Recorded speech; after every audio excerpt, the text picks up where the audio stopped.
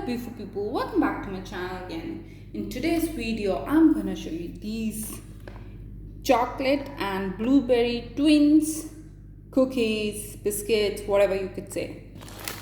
So it's from Hatari and they had ASW Foods written over here. Twin chocolate and blueberry. Means the picture is beautiful. I don't know whether it will be same from inside or not, but let's go for it. So all the nutritional facts has been mentioned over here.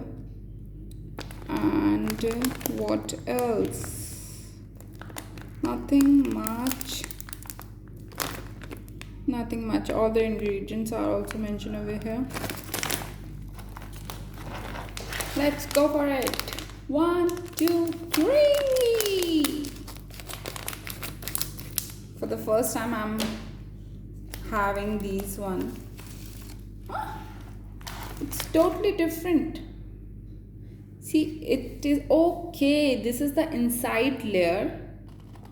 Okay, this is the inside part and this is the outside. So it's not different, it's same. And let's check it from inside.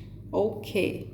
So now it is like half chocolate, half that blueberry one. Okay, let me taste this one.